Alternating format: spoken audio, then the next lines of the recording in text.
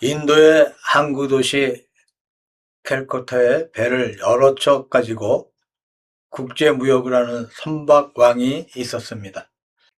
그런데 영국에 본부를 둔 어떤 선교 협의회가 캘커타 지부에서 전도 사업을 위해서 감사로 수고하는 전도인이 선박왕을 찾아갔습니다.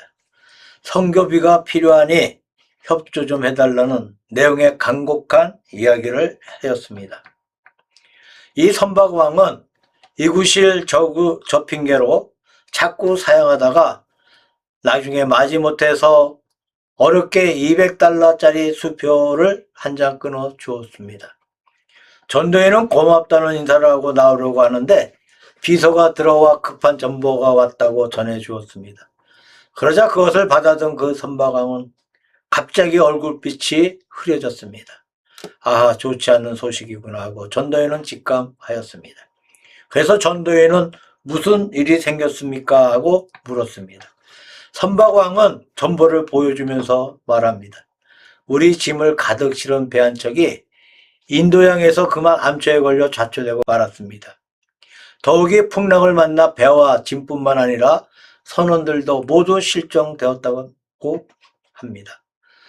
나의 재산의 거의 모두가 그 배에 있었고 이번 일이 잘 되어야 모든 일이 순조로이 해결되는 것인데 매우 큰 어려움을 겪게 되었습니다. 그리고 나서 다시 선박왕은 선생님, 조금 전에 드렸던 그 수표를 다시 돌려주시겠습니까? 하고 말합니다. 아, 네, 드리죠. 아무렴 드려야죠. 어려운 일을 당했으니 뭐 엄두가 안 나겠지요. 전도인은 어렵게 받은 수표 250달러짜리를 되돌려 주었습니다. 그러자 그것을 받아든 선박왕은 잠시 자기 책상에 앉아서 곰곰이 무언가를 생각하더니 250달러짜리 수표를 찢어버리고 새로운 수표 하나를 건네주는 것이었습니다. 1000달러짜리 수표였습니다. 깜짝 놀란 전도인이 물었습니다. 아니, 이거 잘못 쓰신 거 아닙니까?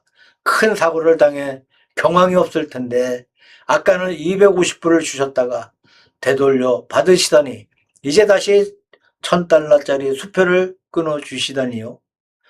옳게 적은 겁니까? 아, 예. 이것은 하나님의 경종입니다. 그러면서 선박왕은 이렇게 이야기하는 것이었습니다. 내 보물을 하늘에 쌓아두라.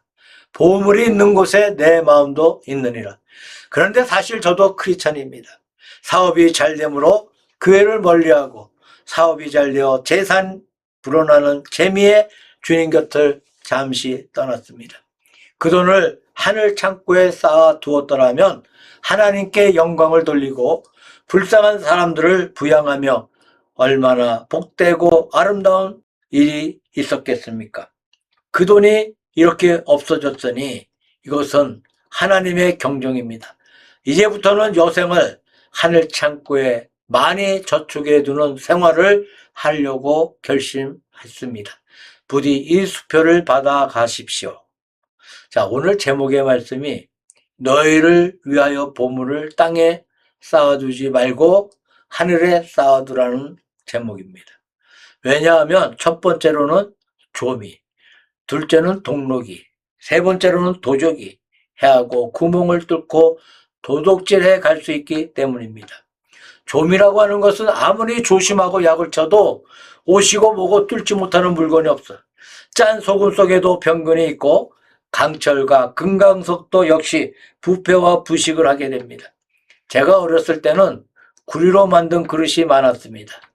녹그릇을 닦던 기억이 생각납니다. 동록은 구리에 생기는 푸른 녹을 말하는 것인데 그 속에는 아주 강력한 독성이 있습니다. 옛날에 우리가 녹그릇을 사용할 때는 이 동록을 닦아내는 것이 주부들의 큰 일거리 중에 하나였습니다.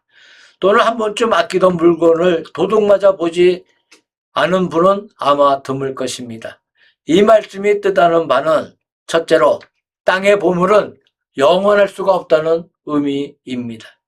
땅의 보물 중 가장 값지고 귀한 것으로는 다이아몬드를 치고 있는데 그런데 그것보다 플로렌이라고 하는 화합물은 더욱 고가라고 합니다. 탄소 원자 60개가 축구공처럼 배열된 이 물질은 1990년 9월에 미국에서 인공적으로 제조된 것으로 초전도 고분자 촉매 컴퓨터 기억 소재에 사용될 수 있는 신소재인데 1g당 가격이 무려 3천만 원이나 된다고 합니다. 그러나 이 비싼 물질도 그 원료는 연필심과 같은 흑연 분말이라고 합니다. 이와 같이 따지고 보면 세상에서 비싼 보물로 여겨지는 것들은 실은 전부 연필가루와 같은 것들입니다. 우리가 무슨 에틸렌, 폴리에스테르라고 부르는 생활에 없어서는 안 되는 화학 섬유 물질들도 알고 보면 모두 석탄, 석유에서 나오는 것입니다.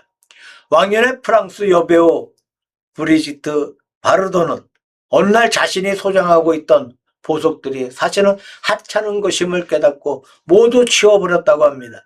세상에 비싼 보물도 오래가지 못합니다. 그 자체로도 그러하고 또 사람들의 마음속에서도 그러합니다. 사람의 마음 여해에 따라서는 무용지물에 지나지 않은 것입니다. 가장 단단하다는 다이아몬드. 그래서 드릴로 안반을 뚫을 때에 드릴의 끝에 붙이는 것이 바로 이 다이아몬드입니다. 곧 금강석이죠. 그런데 그 소량의 다이아몬드 값이 1억 원이라는 겁니다. 하지만 이렇게 비쌀 정도로 단단한 다이아몬드도 기차바퀴 밑에 놓으면 다른 것보다 쉽게 박살이 나 버린다고 합니다. 강철은 늘어지거나 휘어지기는 하지만 다이아몬드는 조각조각 가루가 되어 부서져 버리고 맙니다. 결국 땅 위의 것은 아무리 단단한 것일지라도 닳고 부식이 된다는 말입니다. 그래서 땅의 보물은 그 자체로 영원한 것이 없습니다. 두 번째로 이런 보물을 가지고 있는 소유도 영원하지 못하다는 겁니다. 사람은 평생 살아봐야 60에서 70년을 살다 가면 그만입니다. 요즘은 의학이 발달이 되어서 100년도 살아요. 그런데 죽고 나면 그의 소유이던 보물도 사라지게 됩니다. 세 번째로 하나님의 심판이 땅의 모든 것들을 영원하지 못하게 하십니다. 사람은 물론 사람이 귀하게 여기는 물질까지도 이 세상에 대한 하나님의 헤아림에 의해서 영원하지 못한 것이라고 하는 것을 깨달아야 합니다. 이 세상에는 새 것이 없고 다 없어질 것이니까요. 그것을 영원히 살 것처럼 땅 위에 쌓아두지 말라는 것입니다. 하나님은 땅에 쌓아둔 보물은 지켜주시지 않습니다. 그래서 칼빈은 이 세상에서 행복을 추구하는 자들은 하늘 가는 길을 포기하는 자들이라고 말했습니다. 시인 본스는 이 세상의 보화는 강물 위에 떨어지는 눈과 같아서 잠깐 희게 보이나 곧 사라져 버린다고 말했습니다. 그러나 이것을 하늘에 쌓아두면 그처럼 귀한 것이 없어요. 그래서 천국 시민권은 우리의 안쪽 주머니 깊이 넣어둔다고 어떤 분은 말하고 있습니다. 보물을 하늘에 쌓아두면 좀이 생기지 못하고 녹이 생기지 못하며 도적이 구멍을 뚫지 못한다고 성경에 분명히 기록되어 있습니다. 그것은 영원한 보화가 있는 것입니다. 따라서 우리 기독교인들은 마땅히 보물을 하늘에 쌓아두는 생활을 해야 할 것입니다. 그러면 보물을 하늘에 쌓아두는 생활의 가장 소중한 방법은 하나님께 바치는 헌금인데 이 헌금은 어디에 사용할까요? 첫째, 구령사업에 사용합니다. 그 불쌍한 사람을 돕고 복음 전도를 확장하고 하나님의 사업을 운영하는 모든 진행비로 사용이 됩니다. 그러므로 우리가 우리의 시간과 우리의 물질과 우리의 노력을 주님이 기뻐하시는 일에 바치는 것이야말로 충성 봉사요, 그것이 바로 하늘 창고에 보물을 쌓아두는 일이 되는 것입니다. 필리핀에 가서 복음을 전하는 어느 선교사의 가정이 있었습니다. 선교 사업이 너무 고생스러워서 그 선교사의 부인은 아이를 분만한 후에 영양실조에 걸렸습니다. 그래서 그 선교사는 어느 날 큰 맘 먹고 시장에서 닭 한 마리를 사왔습니다. 그런데 그만 잡기 직전에 닭을 놓쳐서 닭을 잡으려고 이 마당 저 구석을 또 담을 넘어 지붕까지 쫓아 올라가게 되었습니다. 도망가는 닭의 뒤를 쫓아다니는 선교사의 마음은 주여 저 닭을 잡게 해 주옵소서 라도 기도라도 하고 싶은 심정이었습니다. 그러다가 문득 내가 지금과 같은 마음과 열정으로 전도해 보았던가 하는 생각이 들자 선교사는 쫓던 닭을 그냥 두고 집으로 돌아와서 자기 부인에게 그 얘기를 합니다. 그러자 부인은 당신 말씀이 옳아요. 함께 무릎을 꿇고 기도합시다 하고 말했습니다. 그래서 두 부부는 서로 손을 잡고 주님의 이런 영혼을 찾기 위해서 오늘과 같이 땀을 흘리는 종으로 삼아 주옵소서. 주님의 이런 영혼을 찾으러 이와 같은 열심을 가지고 이곳을 저 마을로 다니게 하옵소서. 종에게 믿음과 지혜와 사랑과 슬기 그리고 인내를 더하여 주옵소서 라고 간절히 기도하였습니다. 그리고 나서 시장에 가서 새로 닭을 한 마리 사서 몸을 보신하고 나니 힘과 용기가 솟구치더라는 글을 어느 책에서 읽은 적이 있습니다. 성도 여러분, 이렇게 깨닫는 믿음과 주신 물질을 가지고 하나님의 귀한 일에 쓰고자 애쓰는 그 마음이 바로 하나님의 축복이요 하나님의 사랑이요 보물을 하늘에 쌓아두는 생활이라고 할 수 있을 것입니다. 어떤 환자가 병원에 가서 진찰을 받았습니다. 60이 지나다 보니 몸에 고장이 생기네요. 인생은 60부터라고 했는데 왜 이럴까요? 그러자 의사가 생각해 보세요. 거참 옳은 얘기예요. 사람인들 고장이 안 나겠어요. 자동차도 4, 5년 쓰면 구식이 되고 집도 얼마간 살다 보면 고장이 납니다. 모든 물건이 다 그래요. 사람이라고 고장 안 나겠습니까? 하고 말했습니다. 인생이 60부터라고 하는 말은 첫째, 60이 지나면 철이 든다는 겁니다. 60 전에는 철이 안 들어서 실수도 있고 화도 부려보고 천방지축 날뛰어보고 하지만 60이 지나면 철이 좀 든다는 말입니다. 두 번째로 60이 지나면 우리 몸이 기계가 아니므로 고장이 자주 납니다. 조심해야 합니다.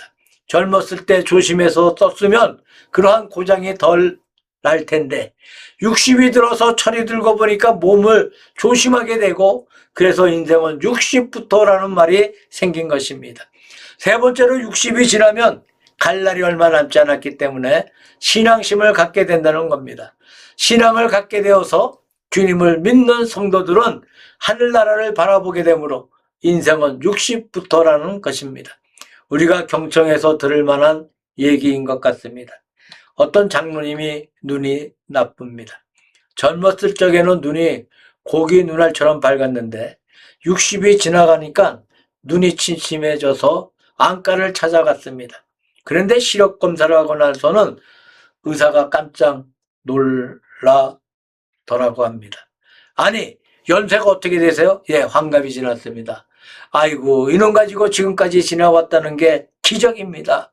이 눈은 내전에 벌써 실명해서 맹인이 되었을 눈입니다. 이 눈동자의 세포 조직을 보면 그렇습니다. 그런데 어떻게 지금까지, 아니 그래 직업이 뭡니까? 예, 나는 평생 운전만 했어요. 예, 그렇구나. 더구나 운전을 어떻게 했습니까? 혹시 무슨 종교를 가지고 계십니까? 예, 난 교회 장로입니다. 옳거니 하나님께서 장로님 귀한 직분 잘 감당하시라고 선물로 주신 것이었군요. 그래서 이 장로님은 눈 검사하러 갔다가 다시 한번 큰 진리를 깨닫고 감사의 눈물을 흘렸다고 합니다. 만약에 그분이 장님이 되었다면 어떻게 운전을 하고 어떻게 처자식 벌어서 먹였겠으며 어렸을 때부터 장님이었다면 어떻게 배우고 공부했겠습니까? 지금까지 지팡이 짚고 더듬거리며 한품 줍쇼 하며 얻어먹는 거짓 신사밖에 더 되었겠습니까? 이런 감사를 찾자면 우리에겐 한량이 없는 은혜인 것입니다. 로버트 피처 목사님은 원로 목사님이었습니다. 오랫동안 목회를 하다가 은퇴를 했습니다. 은퇴를 했지만 자신이 맡았던 그 교회에 계속 나갑니다. 그리고 그 아들 리처드 피처 목사님이 그 뒤를 이어서 담임 목사를 맡게 되었습니다. 이 목사님의 집은 교회에서 상당히 떨어진 곳이었는데 전임 목사님을 교회에 안사시게 하는 것은 후임 목사님에게 부담을 주지 않게 하기 위해서입니다. 그러던 어느 날 주일 예배를 드릴 시간이 되었는데도 아들 목사가 나타나지 않아요. 그래서 부랴부랴 아버지 목사님이 예배를 드리게 되었습니다. 겨우 예배를 마치고 나니까 그때 허겁지겁 온몸이 흙더성이가 되어서 급한 숨을 몰아쉬면서 아들 목사 내외가 나타났습니다. 예기치 않았던 사고를 만나서 제 시간에 오지 못했다는 것입니다. 그러면서 이렇게 무사한 것이 주님께 감사한 일이라고 말했습니다. 그러자 아버지 목사님이 이렇게 말합니다. 나는 너보다 더 감사할 거리가 있다. 아니 아버님 저보다 더 큰 사고를 당했습니까? 아니다, 난 사고 당한 거 없어. 아침에 일어나 준비하고 시간 맞춰 출발하여 예배 시작 10분 전에 도착해서 준비기도 하고 내가 안아서 대신 예배를 인도한 것뿐이야. 그리고 예배를 잘 마쳤어. 이것처럼 감사한 일이 어디 있냐. 너보다도 내가 더 감사하다. 사고를 당하고서 감사하는 것보다 사고 안 당하고 감사하는 것이 더 기쁘지 않겠느냐. 성도 여러분, 이 이야기를 우리 현실에 비추어 보자면 오늘 주님 전에 나오신 것이 얼마나 감사한 일입니까? 주님을 사모하면서도 지금 이 자리에 나오지 못하는 어느 누구를 생각해 보시기 바랍니다. 성한 몸으로 이 자리에 나온 것이 얼마나 감사한 일인지 모릅니다. 예수를 잘 믿게 된 것만 해도 너무 감사한 일입니다. 어떤 사람이 도적을 맞고서 감사했다고 합니다. 도적을 맞대 그만큼 맞은 것이 감사하고 자신이 거기 있었으면 목숨까지 위태로웠을지도 모를 텐데 다행히 거기 없어서 그것이 감사하고 그리고 그 도둑에게 그것이 마지막 도둑질이 되게 해달라고 지금 그 영혼을 위해 기도하게 되니 감사하고 그리고 앞으로는 도둑 맞지 않도록 주의해야겠다는 경각심이 생겨서 감사하다는 것입니다. 로마서 6장 17절 18절 말씀을 보면 이런 말씀을 하고 있습니다. 하나님께 감사하리로다. 너희가 본래 죄의 종이었더니 너희에게 전하여 준 바 교훈의 법을 마음으로 순종하여 죄에게서 해방되어 의에게 종이 되었느니라. 또 잠언서 15장 6절 말씀에서도 다음과 같이 말씀하고 있습니다. 의인의 집에는 많은 보물이 있어도 악인의 소득은 고통이 되느니라. 사랑하는 성도 여러분, 의롭게 예수님을 믿고 사는 집의 보물은 건강이나 가정의 화평입니다. 그러나 악한 자의 손에 든 칼은 사람을 살리는 게 아니라 사람을 해치고 돈을 훔치는 흉기로 사용됩니다. 또한 악한 자에게는 돈이 있어도 나쁜 일에 사용됩니다. 우리는 범사에 감사해야 합니다. 데살로니가전서 5장 18절 말씀입니다. 범사에 감사하라. 이는 그리스도 예수 안에서 너를 향하신 하나님의 뜻이니라. 주님의 교회에 맡겨주신 직분을 감사히 받기를 바랍니다. 시간 버리는 것을 아깝게 생각합시다. 물질 바치는 것을 아깝게 생각하지 맙시다. 나에게 귀한 직분 주시는 하나님 은혜 감사합니다. 이 직분을 잘 감당할 수 있는 여건을 조성해서 이 직분을 통해서 우리 가정과 형제 자매들에게 축복해 주시옵소서. 누가복음 17장 2절에서 문둥병자의 감사에 대한 구절을 생각해 봅시다. 9명은 가버리고 한 사람만 감사를 드렸습니다. 어떤 주석은 이렇게 설명하고 있습니다. 10사람이 각각 다른 어떤 생각을 하고 있었습니다. 첫째로 나 환자는 진짜 나았는지 확인해 보자는 생각으로 갔습니다. 두 번째 나 환자는 제발 하지 않겠나 하는 생각으로 갔습니다. 세 번째 나 환자는 천천히 가서 인사드리자는 생각으로 갔습니다. 넷째와 다섯째는 이제 보니 내 병은 나 병이 아닌 것 같다는 생각으로 갔습니다. 여섯 번째 나 환자는 식구들에게 먼저 보이자며 서둘러 갔습니다. 일곱 번째 나 환자는 주님께서 나를 위해 특히 뭐 애쓴 거 있나 하는 말 한마디를 던지며 갔어요. 여덟 번째 나 환자는 지금 가진 것이 없다는 생각으로 갔습니다. 아홉 번째 나 환자는 사실 나는 회복 단계에 있었다고 생각하며 갔습니다. 그리고 열 번째 나 환자만이 주님 은혜에 감사드렸다고 성경은 말하고 있습니다. 오늘 하루 동안 하나님께서 영육간에 끼쳐주신 감사가 뭐가 있나 하며 어둡고 부정적으로 생각하지 맙시다. 저와 여러분이 감사할 줄 아는 사람이 되기를 바랍니다.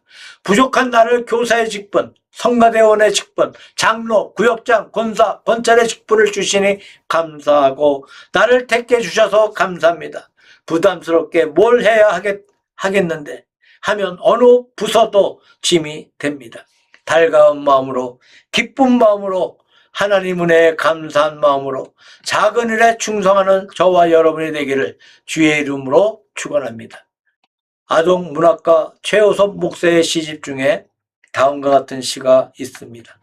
내가 벌레처럼 땅을 기어 다닐 때 눈을 들게 하시고 물질의 사슬에 매일 때 쓴잔 주어 경고하시며 하잘 거 없는 감정의 노예가 될 때 십자가 바라보며 반성할 수 있게 해 주시니 감사드립니다. 내게 호흡할 수 있는 날 연장해 주셔서 또 한 번 단풍의 아름다움을 보게 하시고 일할 수 있는 기회와 회개할 수 있는 여유, 사랑할 수 있는 시간과 배울 수 있는 나날, 주님 뜻 조금 더 이루어지게 할 수 있는 은덕 주시니 감사합니다. 불황 속에서도 이만큼 살아가게 하시고 실수와 실패가 있어도 다시 일어나는 힘을 주심으로 눈물 속에 아주 빠지지 않으며 피곤이 겹치고 누웠을 때도 나를 위로하시고 소망을 주시고 다시 일으켜 주심을 감사합니다. 자비로우신 주님, 나로 하여금 감사한 마음을 잠시도 잃지 않게 하시고 어떠한 처지에서도 만족할 수 있도록 지혜를 주시옵소서. 아멘.